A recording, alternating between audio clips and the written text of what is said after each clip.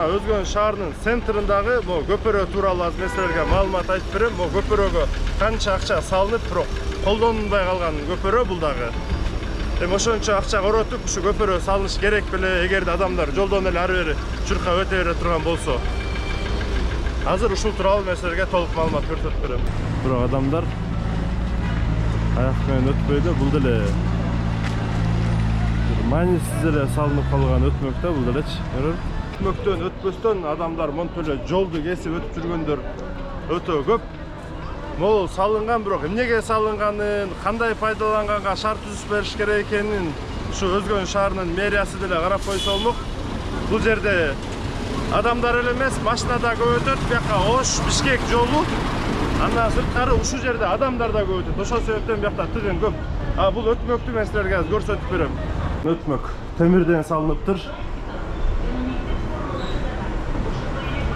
Мына биякта менден башка бир жан жок.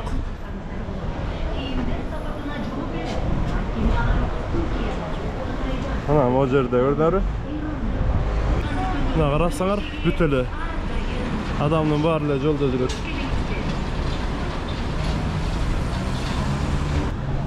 Бул өтмөк деле мусор басып кетти, таштанды. Мына өзүңөр көргөндөй мына биякта ичимдиктин бутылкалары.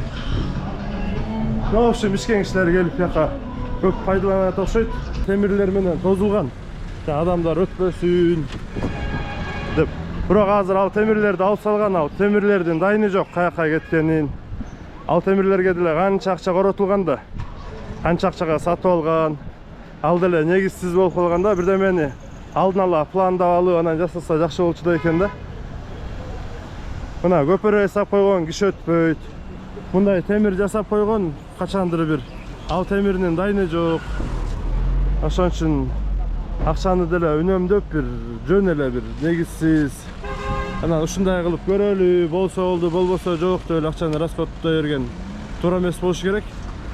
Урматтуу тиешелүү органдар, ушундай темирлерди кайра бир жолдун ортосунда эмес, четине элдер өтө албаганда алып койсо, ошол жана өтмөк менен, көпөрө менен элдер жүрөт беле деген ойда. Азыр көрдүңөр. Эчтеке жок. Элдерге жанагыдай көпөрөдөн өйдө ылдый түшүп, убара улукчакты түз өтүп кете берет. Ошону бир көпөрө салынганга жараша туура пайдаланганга бир шарт түзүп берсе жакшы болот беле. Темирлер каяка кетти, эмнеге кетти, канча штук бар эле, канча метр бар эле.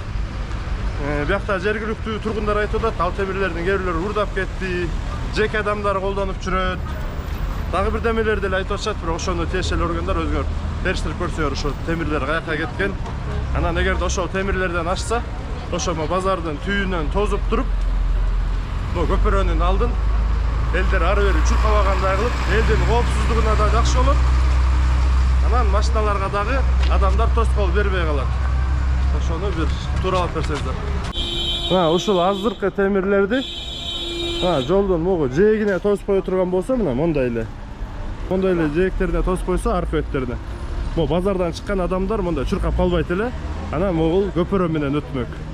Азыр могу көпөрө канча миллион сом пул салынган, бирок бир негизсиз эле да. Бияктан эриккен эле кишилер, бир машиналардын үстүнө карайын деген кишилер эле келип көрбөсө, бияк мындай обязательно эч кимдер өтпөйт. Агерде могу жер тосула турган болсо, сөзсүз түрдөн ошол жерден өтүп калмак. Мондай жолду кесип өткөн өзү мыйзамсыз.